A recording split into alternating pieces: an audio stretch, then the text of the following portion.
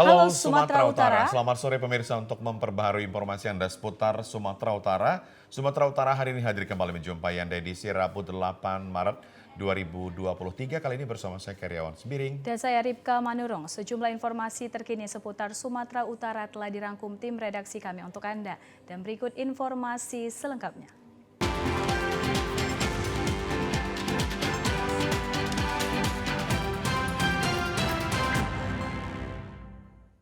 Satreskrim Polres Serdang Bedagai berhasil meringkus satu unit L300 yang diduga sebagai pengepul BBM subsidi jenis solar.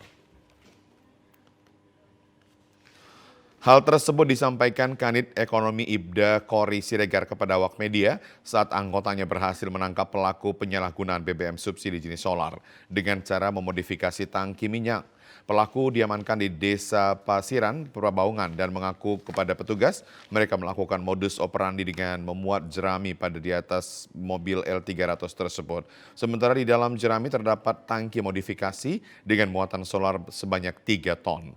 Dengan sistem pompanisasi dari tangki awal naik secara otomatis ke tangki modifikasi. Dari pengakuan pelaku mereka mengisi BBM solar SPBU sepanjang Jarin Sum Serdang Bedagai dengan kisaran 200 hingga 300 ribu per SPBU. Hingga tangkinya penuh baru mereka melanjutkan untuk melakukan pembuangan. Sementara untuk penyaluran BBM subsidi ini masih dalam pengembangan lebih lanjut.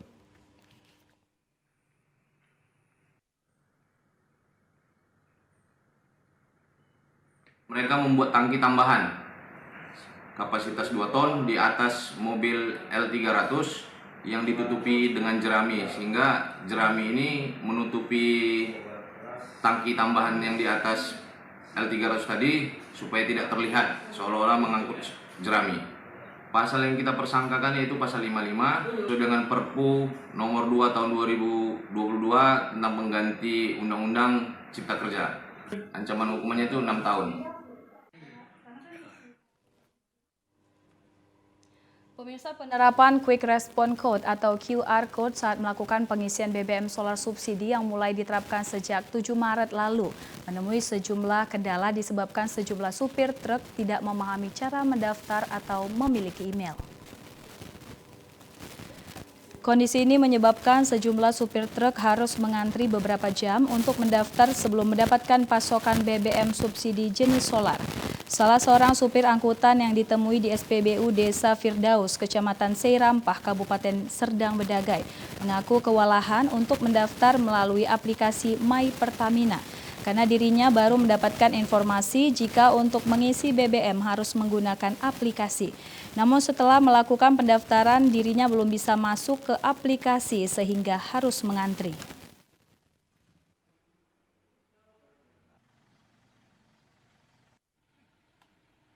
Ngurus itulah, Ngurus apa bang? barcode. Barcode. Berarti kalau ngisi BBM nggak bisa manual gitu? Udah hampir nggak bisa lagi katanya. Oh, harus pakai barcode gitu bang? Hal yang sama juga disampaikan supir truk lainnya. Ismail mengatakan penggunaan barcode untuk mendapatkan BBM subsidi sangat sulit. Terlebih dirinya tidak menguasai teknologi sehingga verifikasi dari Pertamina yang dikirim melalui email tidak diketahuinya.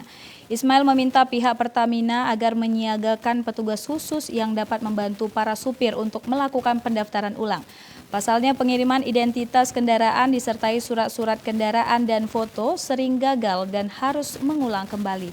Selain pihak Pertamina melakukan sosialisasi karena masih banyak supir yang belum mengetahuinya.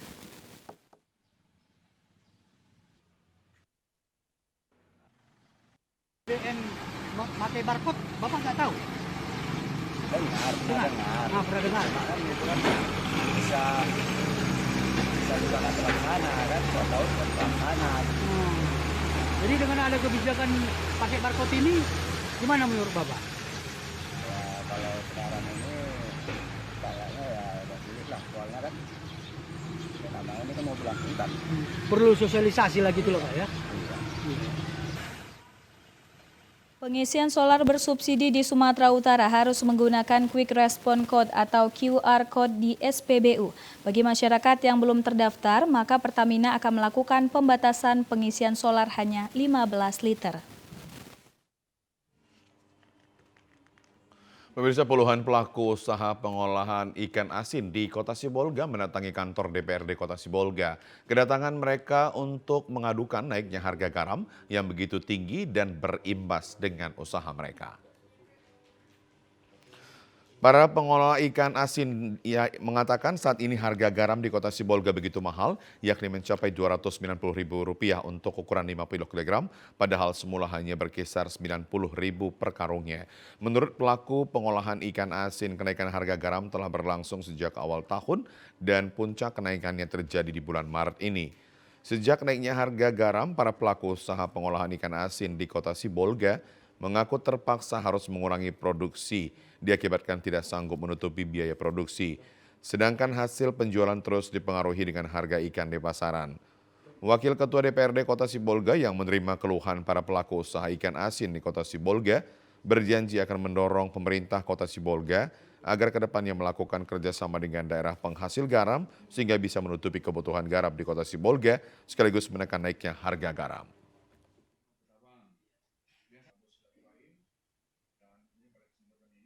Tidak stabilnya harga ini dapat memacu inflasi.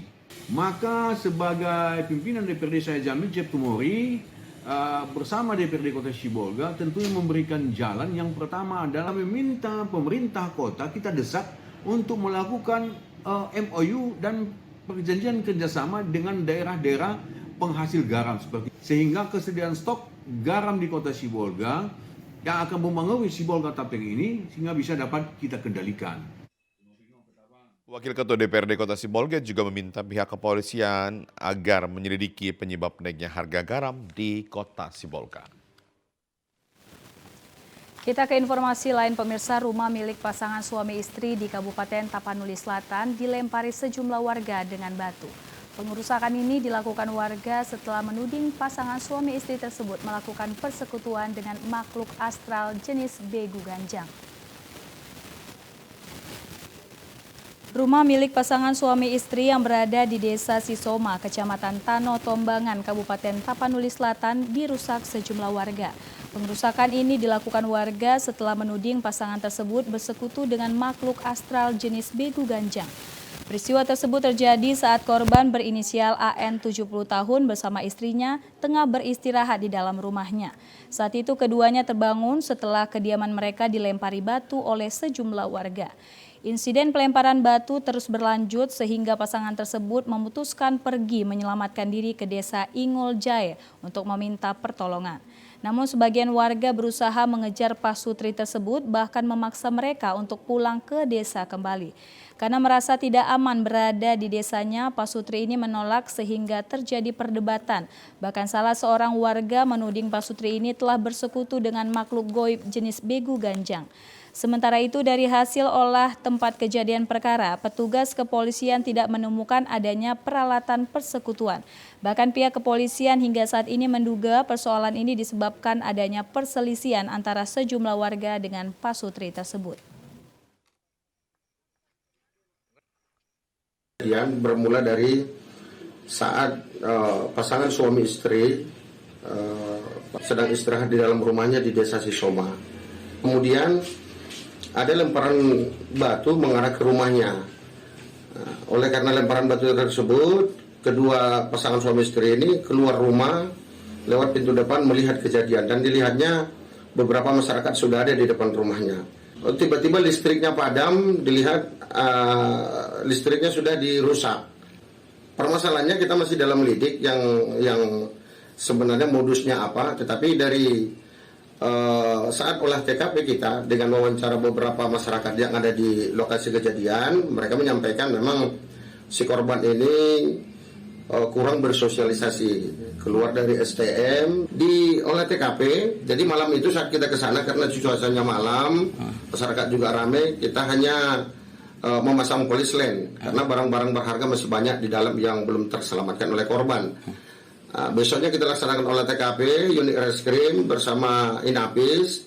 Di dalam tidak kita temukan untuk praktek-praktek perdukunan seperti apa yang disampaikan oleh masyarakat.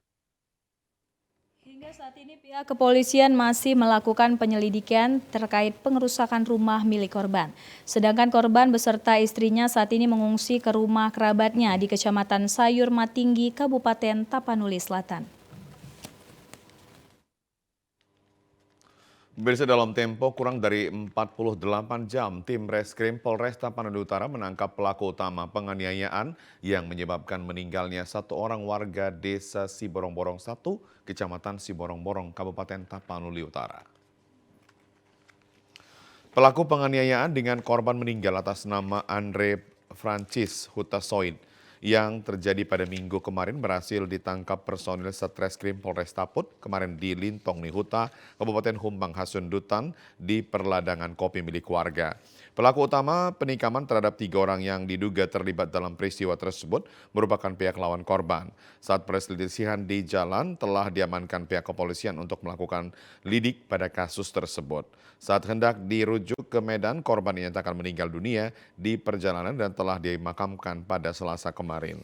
Sebelumnya dalam keterangan pihak Polres Taput dan dari video yang beredar di media sosial, peristiwa tersebut berawal dari selisih paham antara korban bersama 2 rekannya dengan teman pelaku penikaman saat mengendarai sepeda motor di Jalan Siborong-Borong. Namun perselisihan tersebut telah diamankan. Berselang beberapa saat kemudian, sekelompok orang yang merupakan pihak dari lawan korban bersama pelaku utama penikaman datang menghampiri korban dan temannya saat sedang berada di salah satu warung. Kemudian melakukan penganiayaan kepada korban dengan menggunakan senjata tajam, serta melukai pemilik warung dan rekan korban hingga korban meninggal dunia saat hendak dirujuk ke rumah sakit di Kota Medan. Pelaku utama penikaman berinisial AP yang merupakan warga Medan. Sebelumnya melarikan diri ke Medan hingga ke Humbang Hasundutan dan kemudian ditangkap tim Reskrim Polres Taput. Saat ini pelaku telah diamankan untuk pemeriksaan lebih lanjut di Mapolres Tapanuli Utara. Para pelajar dan tenaga pendidik di SMA Negeri 4 Kota Sibolga mengeluhkan rusaknya infrastruktur jalan, serta tidak adanya transportasi menuju ke sekolah mereka kepada Wakil Ketua DPRD Sumatera Utara. Menurut para pelajar, rusaknya jalan dan tidak adanya transportasi menuju ke sekolah mereka tersebut sangat menyusahkan para pelajar, terutama saat kondisi cuaca hujan. Selain menyampaikan keluhan tersebut, para pelajar juga menyampaikan perbaikan gedung sekolah. Menanggapi keluhan pelajar, Wakil Ketua DPRD Sumatera Utara Ranmansyah Sibarani didampingi Kepala Cabang Dinas Pendidikan Sumatera Utara Elfrida Sinaga mengatakan perbaikan jalan telah direncanakan pemerintah Sumatera Utara. Sedangkan terkait masalah transportasi, pihaknya berjanji akan memperjuangkannya. Selain memperdengarkan langsung keluhan pelajar, Wakil Ketua DPRD Sumatera Utara ini juga menyempatkan melihat langsung kondisi sekolah, sekaligus menyerahkan peralatan olahraga kepada pelajar. Adapun anak-anak, kita bangga. Hari ini kami melakukan reses di SMA Negeri 4 Sibolga. Selaku anggota DPRD Sumatera Utara ini kami reses, kami ingin mendengarkan aspirasi dari guru, siswa dan komite sekolah, dan juga ada pihak kelurahan yang akan undang. Mereka menyampaikan beberapa keinginan, siswa-siswa kita tadi sudah menyampaikan keinginan untuk fasilitas sekolah ini penunjang untuk demi mutu pendidikan akan kita perjuangkan. Izin Tuhan, insya Allah mohon dukungan semuanya. Kita akan komunikasikan dengan pihak terkait, baik Pak Gubernur, Dinas Pendidikan, juga tentunya Bapeda, DAPD. Kita akan minta nanti supaya ini diberikan perhatian yang serius di SMA 4 ini. Ya, pemirsa, informasi menarik lainnya akan kami hadirkan sesaat lagi. Tetaplah bersama kami di Sumatera Utara hari ini.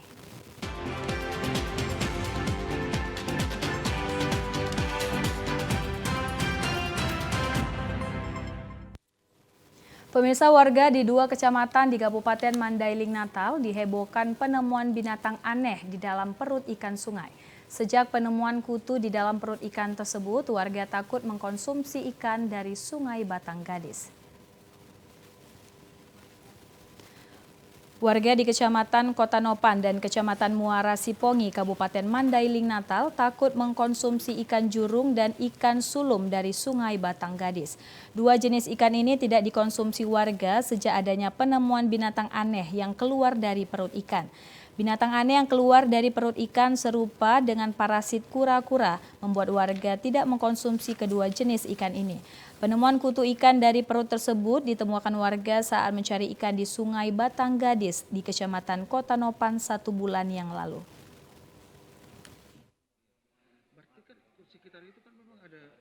Saat ini kondisi ikan populasinya udah jauh menurun lantaran terkena penyakit, entah penyakit apa belakangan ini yang menyerang ikan-ikan di sungai. Jenis ikannya apa kira-kira ini, Pak? Yang paling parah itu jenis ikan yang namanya sulum atau waporas kalau bahasa sini. Untuk keresahan masyarakat dihimbau ketika memang harus mengkonsumsi ikan, bagian perut dan bagian insangnya itu memang harus dibersihkan sebersih mungkin untuk menghindari hal-hal yang tidak diinginkan ketika ikan tadi dikonsumsi.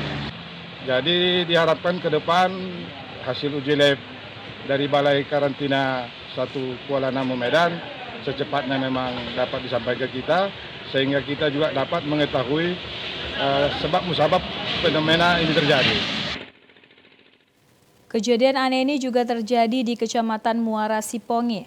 Warga menemukan parasit kura-kura dari dalam perut ikan. Diduga dua jenis ikan ini diserang penyakit sehingga populasi ikan jurung dan sulum sudah sulit ditemukan di Sungai Batang Gadis. Balai Karantina Ikan, Pengendalian Mutu dan Keamanan Hasil Perikanan Provinsi Sumatera Utara memastikan dua jenis ikan yang diserang penyakit parasit atau kutu kura-kura di Sungai Batang Gadis di Mandailing, Natal masih aman untuk dikonsumsi. Dua jenis ikan jurung dan ikan ulum di Sungai Batang Gadis, Kecamatan Kota Nopan dan Kecamatan Muara Sipongi, Kabupaten Mandailing, Natal yang diserang parasit kutu dan kura-kura ini telah diambil sampel oleh pihak Balai Karantina Ikan Pengendalian Mutu untuk keamanan hasil perikanan di Provinsi Sumatera Utara dilakukan pemeriksaan di laboratorium. Penelitian yang dilakukan BKIPM KHP dengan memotong perut ikan dan mengambil parasit atau binatang aneh yang memiliki kaki 1000 yang hidup di perut dua jenis ikan ini. Sementara jenis ikan lainnya seperti ikan mas, ikan nila tidak ada ditemukan hewan aneh ini. Ketua tim BKIPM Medan 1, Sihala Sianturi memastikan wabah yang menyerang ikan di Mandailing Natal merupakan fenomena yang sudah biasa ditemukan. Namun di Mandailing Natal baru pertama kali ditemukan parasit kutu kura-kura ini.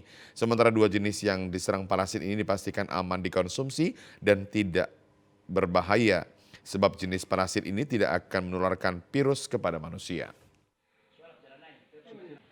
Ikan sulung jurung ini Untuk dikonsumsi berbahaya? untuk dikonsumsi masyarakat ini tidak masalah, Pak. Ini tidak berbahaya karena kalau ini dimasak di atas 100 derajat Celcius, ini akan mematikan semua penyakit atau kuman yang ada di tubuh ikan itu. Dan ini jenis parasit yang tidak menyebabkan zoonosis. Zoonosis itu apa? Menyebabkan penyakit pada manusia. Bagi masyarakat di Mandailing Natal, jika mengkonsumsi jenis ikan jurung dan ulum, ini diimbau agar membersihkan insang dan bagian dalam ikan.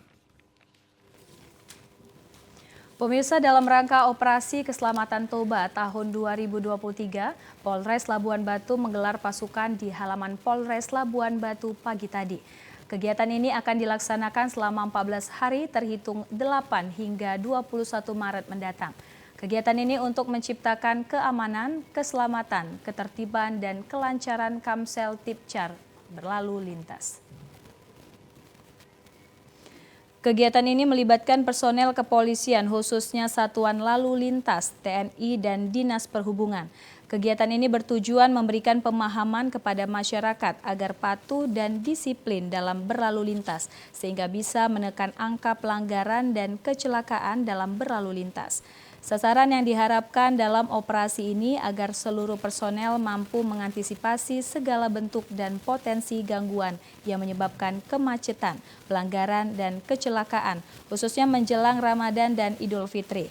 Selain itu yang menjadi target dalam operasi ini yakni kendaraan pribadi dan penumpang umum, lokasi rawan kemacetan, serta masyarakat pengguna jalan yang dapat menimbulkan gangguan Kamsel Tipcar Lantas. Kasalantas Polres Labuan Batu, AKP Ainul Yakin menjelaskan, kegiatan ini lebih mengedepankan primitif dan preventif dengan memberikan sosialisasi dan himbauan untuk tertib berlalu lintas.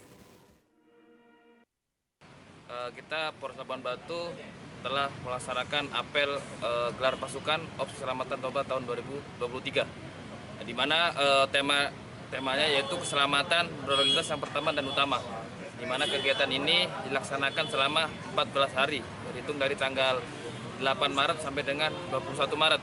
Untuk operasi ini kita libatkan yaitu dari instansi terkait, ada dari TNI, kemudian dari Satpol PP, kemudian dari Dishub, di mana kita melakukan penghimbauan dan sosialisasi kepada masyarakat agar tertib dan sadar akan Kamsel Tipcar Lantas. Selain meningkatkan disiplin dalam berlalu lintas, operasi ini juga bertujuan menurunkan angka kecelakaan dalam berlalu lintas. Pemirsa, ratusan kaum ibu yang tergabung dalam Majelis Taklim se-Kecamatan Medan Denai mengikuti dengan hikmat peringatan besar Isra Miraj Nabi Muhammad SAW di Masjid Al-Falah, Jalan Pelajar Ujung Medan siang tadi.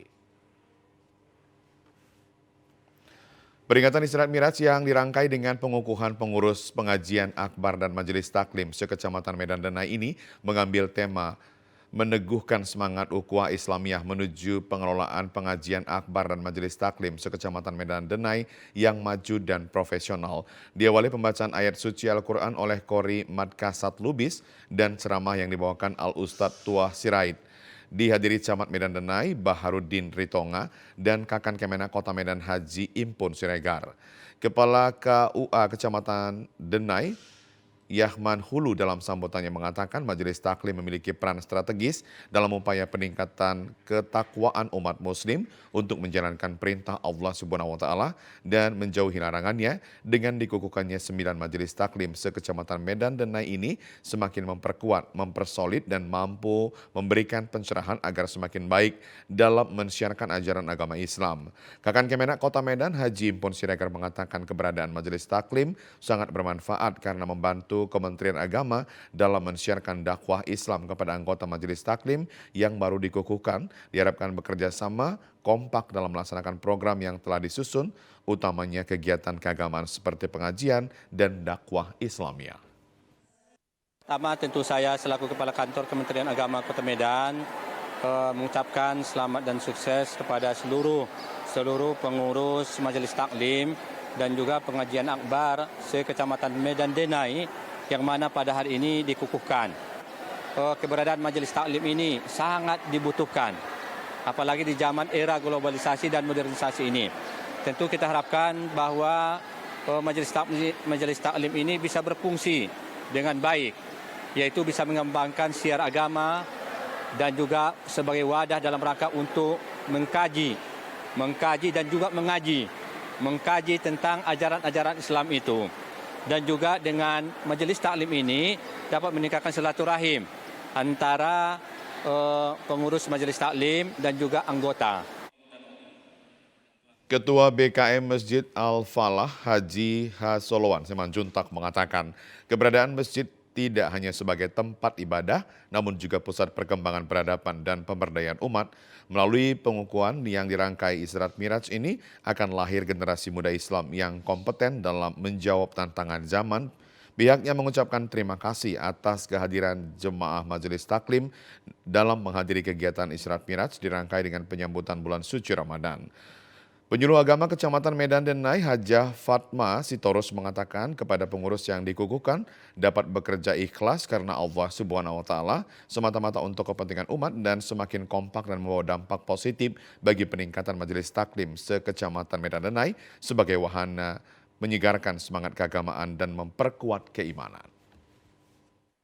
Akan berupaya merangkul seluruh pengajian-pengajian yang belum dikukuhkan, seluruh pengajian atau Majelis Taklim yang ada di Kecamatan Medan Denai, agar bisa bersinergi dengan pengurus pengajian Majelis Taklim Akbar Kecamatan Medan Danai. Harapannya kiranya seluruh pengajian yang ada atau majelis taklim yang ada di Kecamatan Denai bisa kompak, bisa bersilaturahim.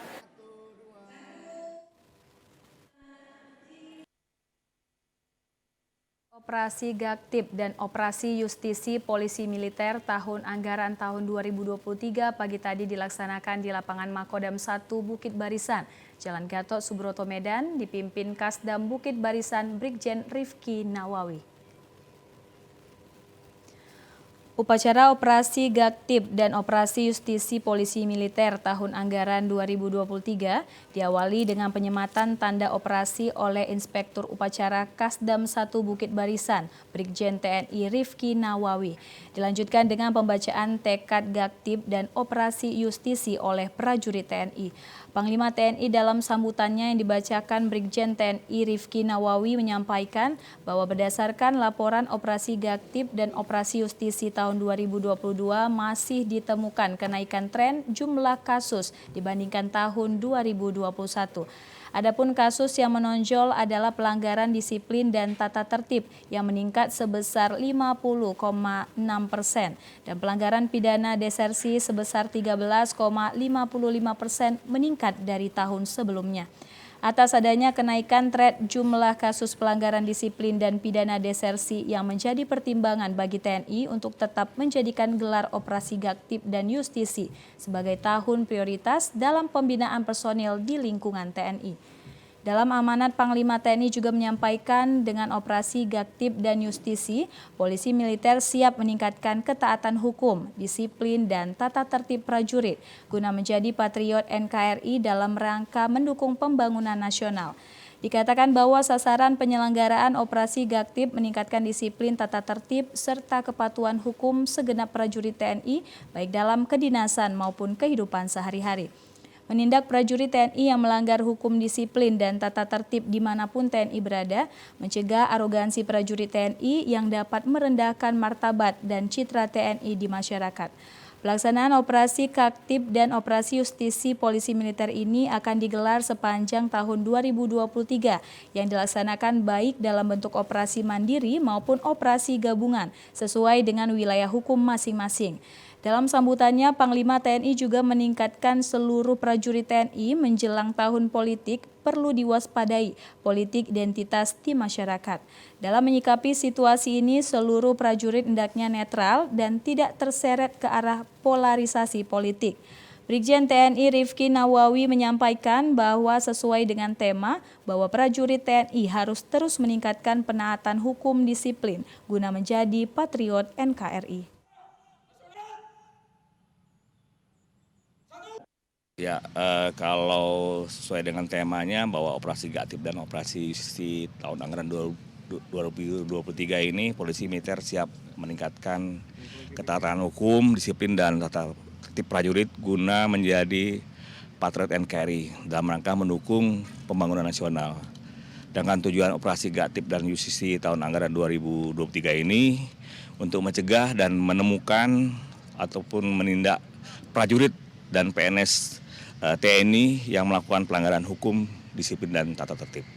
Adapun sasarannya tahun anggaran 2023 ini sama seperti tahun lalu, yaitu kami akan meningkatkan disiplin dan tata tertib serta kepatuhan hukum prajurit dan PNS TNI baik perorangan maupun satuan. Yang kedua, kami mencetakkan prajurit TNI yang memiliki jiwa patriot, profesional dan modern serta tangguh. Brigjen TNI Rifki Nawawi meminta agar segala bentuk pelanggaran dapat diminimalisir oleh seluruh prajurit TNI, baik dalam kedinasan maupun kehidupan sehari-hari. Pemirsa, masa jabatan Rektor Universitas Negeri Medan periode 2019-2023 akan berakhir pada 30 Agustus 2023. Untuk itu, Universitas Negeri Medan membuka pendaftaran bakal calon rektor baru periode 2023-2027. Sosialisasi pemilihan Rektor Unimed dimulai tanggal 2 hingga 12 Maret, sedangkan pendaftaran bakal calon rektor dimulai 13 hingga 17 Maret 2023. Terdapat 14 persyaratan yang harus dipenuhi untuk pendaftaran bakal calon rektor Unimed, diantaranya pegawai negeri sipil, memiliki pengalaman sebagai dosen dengan jenjang akademik paling rendah, lektor kepala, berpendidikan doktor, berusia paling tinggi 60 tahun, sehat jasmani dan rohani, tidak sedang menjalani hukuman disiplin tingkat sedang atau berat, dan tidak pernah dipidana penjara serta bebas narkotika. Persyaratan lain tidak pernah melakukan plagiat dan telah membuat serta menyerahkan laporan harta kekayaan pejabat negara ke KPK. Ketua Panitia Pemilihan Rektor Unimed, Profesor Martina Restuati mengatakan pendaftaran bakal calon rektor Unimed terbuka untuk umum dan saat ini pihaknya telah menyurati PTN dan berbagai instansi pemerintah. Martina Restuati mengatakan jika hingga 17 Maret baru ada 2 bakal calon rektor, maka pendaftaran akan diperpanjang hingga 24 Maret 2023. Penetapan dan pengumuman hasil seleksi bakal calon rektor akan diumumkan tanggal 30 Maret melalui rapat Senat Unimed. Untuk penyaringan calon rektor dilaksanakan 13 April 2023, di mana nantinya dari 4 calon akan dipilih 3 orang yang akan menyampaikan visi dan misi pada rapat Senat bersama pejabat menteri. Pemilihan calon rektor akan dilaksanakan 19 hingga 23 Juni 2023 dengan hak suara 65% dari Senat Unimed dan 35% dari Mendikbudristek. Kita juga ingin selalu bagaimana meningkatkan Unimed ini menjadi perguruan tinggi yang unggul begitu ya. Nah, jadi tentu rektornya juga seperti tadi persyaratannya salah satunya adalah sebagai doktor. Tentu dengan pendidikan tertinggi yang akan rektor itu minimalnya S3 tadi, kita berharap mampu mengembangkan, mampu mewujudkan Unimed ini nanti menjadi world class university seperti apa yang kita cita-citakan. Jadi ke depan ini kita memang berharap Unimed bisa menjadi world class university. Itu Bu. Jadi nanti rektor di pemilihannya kita akan melihat visi dan misi dari ketiga calon tersebut, mana yang memang betul-betul akan bisa mengembangkan Unimed ini menjadi seperti tadi berdaya saing yang internasional. Itu kita berharap calon rektor kita ke depan ini bisa mewujudkannya. Penetapan dan pelantikan Rektor Unimed terpilih akan dilaksanakan 29 Agustus 2023 oleh Kemdikbudristek. Pemirsa, kami akan segera kembali dengan sejumlah informasi lain. Tetaplah bersama kami di Sumatera Utara hari ini.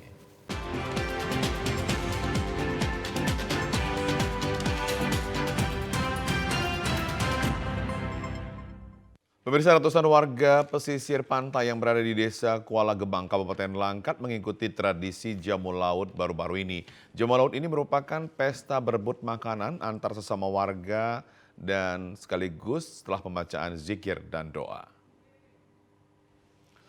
Tradisi atau kebiasaan jamu laut ini sudah dilakukan warga Desa Kuala Gebang sejak zaman orang pertama yang menetap di desa atau sesepuh yang menemukan Desa Kuala Gebang, Kecamatan Gebang, Kabupaten Langkat. Kebiasaan ini setiap tahun dilaksanakan terutama memasuki akhir bulan Sya'ban dan menjelang bulan suci Ramadan, dengan tujuan agar masyarakat desa terhindar dari mara bahaya dan diberikan keselamatan. Desa Kuala Gebang merupakan salah satu desa yang berada tepat di tepian laut lepas Samudra Hindia yang berada di wilayah Kabupaten Langkat. Para penduduk yang menetap di Desa Kuala Gebang juga merupakan nelayan yang menggantungkan hidup dari hasil laut sebagai nelayan pencari ikan. Untuk itu, menurut petuah orang terdahulu, perlu dilakukan pesta jamu laut sembari zikir dan memohon doa kepada Allah Subhanahu wa Ta'ala agar terhindar dari bahaya yang mengancam keselamatan diri dan keluarga, terutama saat mencari ikan di laut. Pemuka adat Kampung Abdullah mengatakan jamu laut ini merupakan tradisi para leluhur dan tidak ada kaitannya dengan bid'ah dalam agama Islam atau melaksanakan sesuatu yang belum pernah dilakukan pada zaman Nabi Muhammad SAW. Hanya bermohon kepada Allah agar diberikan keselamatan dan makan bersama penduduk desa. Meneruskan leluhur kita, adat budaya. Saya hanya untuk menyambung dari leluhur saya yang sudah lama kita tinggalkan. Hanya untuk menjalankan. Semua itu kita bergantung kepada Allah Subhanahu wa taala. Mohon keselamatan kita dan murah rezeki, jauhi bala dari kampung kita. Hanya itu. Setelah kita menyembelih kambing, sekralnya udah dikasih abad-abad kemudian supaya jangan ada masyarakat siapapun untuk beraktivitas sebatas desa kita. Selebih itu terserah. Kalau ada keluar boleh, tapi jangan keluar masuk. Kalau masuk, masuk aja. Kalau keluar, keluar aja. Usai pelaksanaan jamu laut, ratusan masyarakat desa menggelar makan bersama dan makanan yang sudah disiapkan panitia harus dihabiskan dan tidak boleh dibawa pulang ke rumah. Pemirsa, hal yang paling diharapkan para pelaku usaha adalah hasil produk mereka dapat terjual secara berkesinambungan. Hal ini harus didukung dengan pangsa pasar yang mumpuni dan pengetahuan yang memadai serta membutuhkan pelatihan yang terpadu. Seperti halnya para pelaku usaha mikro kecil dan menengah UMKM Toba melalui Balai Besar SDM Kominfo Medan mendapatkan pelatihan pemasaran secara digital.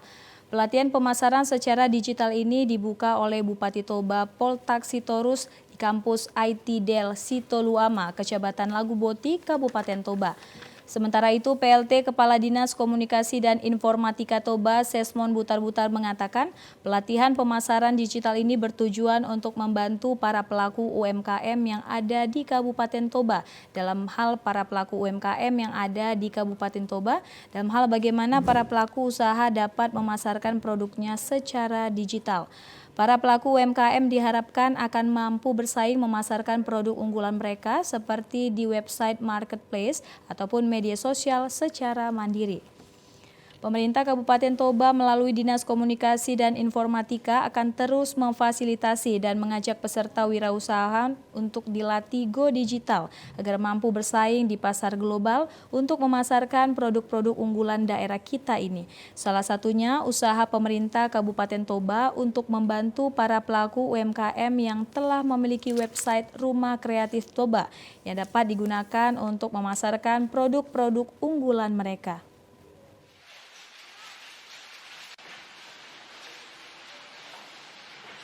Saat ini kita akan melakukan pelatihan terhadap 100 orang UMKM pemula yang ada di Kabupaten Toba dengan harapan mereka ini menjadi pelaku UMKM Go Digital yang akhirnya nanti produk-produk mereka ini dapat dijual melalui marketplace yang akan kita buat melalui Rumah Kreatif Toba. Salah seorang peserta, Riyama Silaban, mengatakan sebelumnya dirinya memasarkan produknya hanya melalui Facebook dan dari mulut ke mulut. Ia merasa sangat terbantu dengan adanya website Rumah Kreatif Toba yang membuat omset penjualan sudah mengalami peningkatan. Dengan adanya pelatihan pemasaran digital ini, Riyama berharap akan dapat meningkatkan pengetahuannya di bidang pemasaran secara online, baik melalui media sosial maupun marketplace. Meski masih pemula, Riyama merasa optimis akan dapat mengikuti pelatihan tersebut dan dapat menerapkannya secara mandiri untuk memasarkan produknya.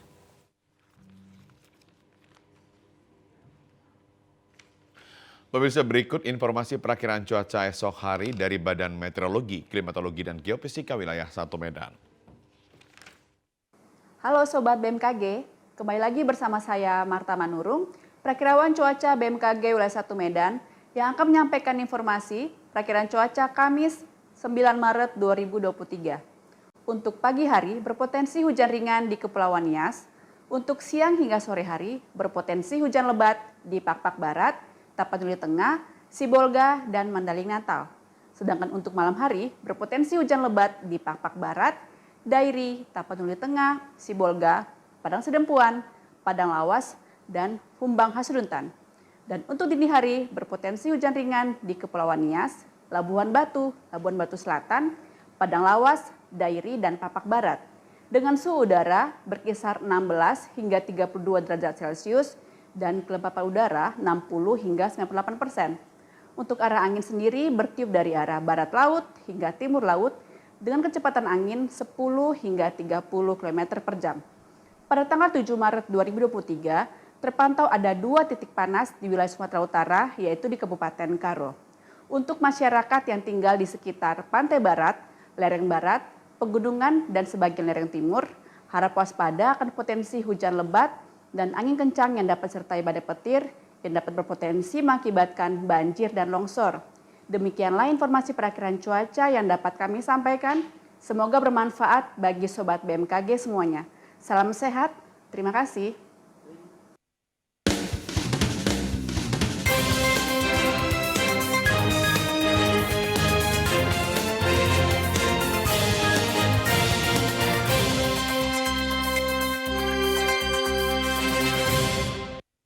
Pemirsa, calon jemaah haji yang tertunda berangkat karena usia akan menjadi prioritas pada tahun 2023 ini.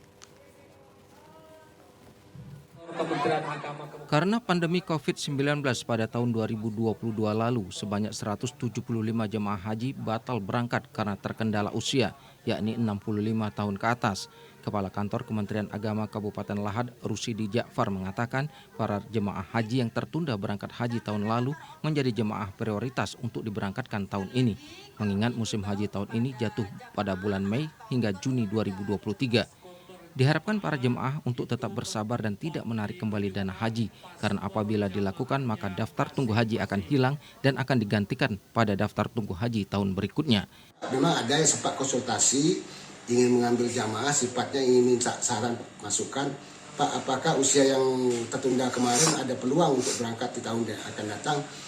Masih ada peluang insya Allah, bahkan kalau memang tidak ada perubahan, Pak Menteri kita punya komitmen yang tertunda tahun kemarin karena faktor usia lebih daripada 65 tahun, insya Allah akan diprioritaskan berangkat di tahun 2023. Namun regulasi kita masih menunggu dari pemerintah pusat untuk persiapan haji di 2023. Penundaan haji usia lanjut dikarenakan pada tahun ini masih dalam masa pandemi COVID-19. Usia 65 tahun dianggap beresiko tinggi, sehingga pada tahun ini ibadah haji dan umroh sudah dilonggarkan, tidak ada pembatasan lagi. Rivaldo Putrawansah, Tim Liputan TVRI Sumatera Selatan, melaporkan. Pemirsa, ketersediaan pupuk bersubsidi bagi kelompok tani sudah terpenuhi, namun pembagian dan penerimaan pupuk dirasakan petani masih terkendala nama dan nomor induk kependudukan. Ketersediaan pupuk di Desa Gelebak Dalem, Kabupaten Banyuasin saat ini sudah tercukupi.